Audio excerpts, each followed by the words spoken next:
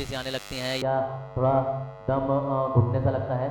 तो ये समस्या क्यों होती है? दरअसल एक वैज्ञानिक थे हेनरी, और हेनरी ने बोला कि अगर हम किसी चीज़ पर दाब बढ़ाएं, दाब बढ़ा दें, तो हमारे शरीर में जो ऑक्सीजन है, ब्लड के अंदर जो ऑक्सीजन है, वो ज़्यादा घुल जाएगी,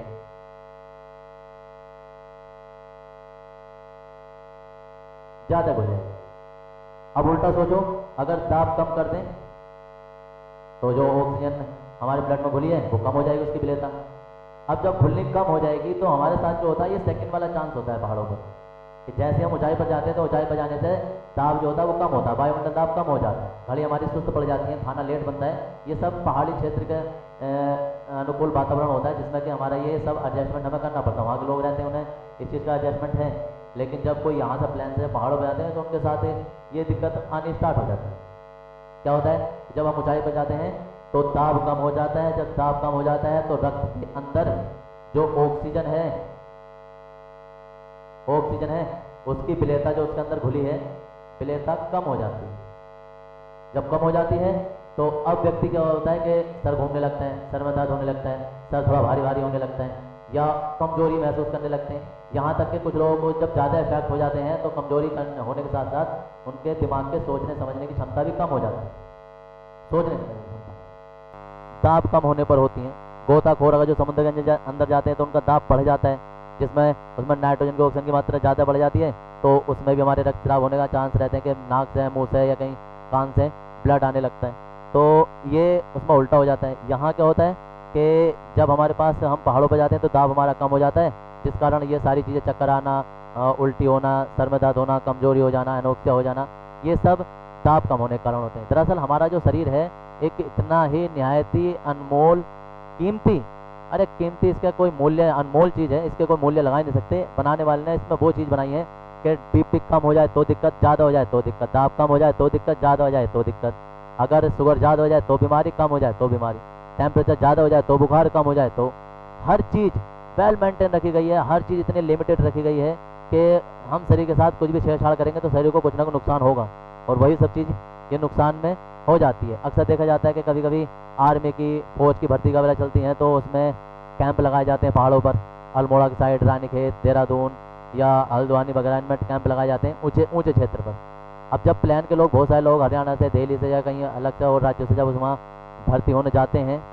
तो उन्हें बहुत दिक्कत होती है, क्योंकि जब वो प्लेन से ऊंचाई पर जाते हैं तो यही नियम लगता है कि दाब कम हो जाता है, वायुमंडल दाब कम हो जाता है, जिस कारण रक्त जो ऑक्सीजन, ये ऑक्सीजन जो रक्त में घुली है, ऑक्सीजन जो रक्त के अंदर, रक्त में पहले से ऑलरेडी घुली होती है, उसकी विलेयता कम हो जाती है, कम हो जाती है। तो अब लोग क्या करते हैं कि यार ये जो 10 किलोमीटर दौड़ करते हैं, वहाँ जाकर 10 किलोमीटर भी नहीं लगती, या जो बहुत ज़्यादा भाग लेते थे वो जल्दी हाँफने लगते हैं, बेहोश होकर गिर जाते हैं, चक्कर आ गिर जाते हैं। बहुत सारे लोग कहते हैं यार हम तो घर पर बड़ा भागते थे, यहाँ नहीं भागा जा रहा है। तो ये क्या दिक्कत होती है, यहाँ सब ये हेनरी का नियम काम कर जाता है। तो 12th में बच्चे पढ़ते हैं, ज़्यादा विस्तार से उन्हें थोड़ा समझ में नहीं आता, इतनी विस्तार से पता चल नहीं पाता है। तो ये जब कभी भी जाएँ तो इस चीज़, अब कोई चीज़ का सोल्यूशन क्या है, तो जो वहाँ सोल्यूशन तो कुछ खास होता नहीं है, लेकिन जब जो लोग वहाँ जाते हैं, जो रहते हैं, वो वातावरण के अनुकूल अपना आप, हमारे शरीर की खासियत ये है कि हम वातावरण के अनुकूल ढल जाते हैं, उसमें टाइम लगता है। अगर कोई लोग भर्ती में किसी में जाते हैं, इन सब चीज़ों से बचना है तो क्या होता है, 2-3 दिन पहले जाएं, ताकि हम वातावरण के अनुकूल हमारा शरीर एडजस्ट कर ले और अनुकूल हो जाए। जिससे क्या होगा कि जो काम हम कर रहे थे, जब हम थोड़ा बहुत वहाँ रनअप करेंगे, वहाँ दौड़ भाग करेंगे, तो हमारा शरीर भी उन्हीं जैसा हो जाएगा और उस वातावरण को हम एडजस्ट कर लेंगे। ये सब चीज़ होती है। तो ऑक्सीजन वगैरह खुले में हमेशा जो थोड़ा सा रहना चाहिए, सांस थोड़े से सही से लंबे लेने चाहिए जब कभी भी ये चक्कर वगैरह कुछ ऐसे आए। और एक लोगों की समस्या होती है कि बसों में या कारों में चक्कर आते हैं, उसका थोड़ा सा दूसरा तरीका होता है, उसके अलग अलग होते हैं कि हृदय में ऐसे धड़कन हो रही है, इंजन की कंपन होते हैं, उसका अपना कार्बन डाइऑक्साइड वहाँ बढ़ जाती है, उससे अपनी monoxide, carbon monoxide, carbon dioxide बस से निकलती हैं। उसके कई सारे कारण होते हैं जो शरीर में प्रवेश करते हैं, जिससे कि चक्कर उल्टी आती हैं, जो नॉर्मल प्लेन में आती हैं। लेकिन पहाड़ों पर जो उल्टी चक्कर आने के हैं, बस से ना भी जाए, हम किसी भी चीज़ से जाएँ या नॉर्मल भी रहें हम, तो भी वहाँ